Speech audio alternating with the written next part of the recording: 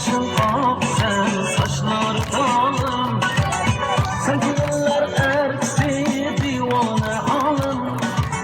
Sen güzellik şah, sen üzüm örgüler. Sen güzeller erksi divane alın. Sen güzellik şah, sen üzüm örgüler. Üzüm örgüler, üzüm örgüler. Serhamet doydurun, üzüm örgüler. Üzüm ayınlay, üzüm ayınlay. Serhamet doydurun, üzüm ayınlay.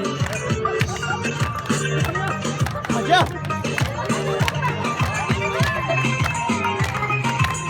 Bak bak. Aklım sana aklım çekilsin.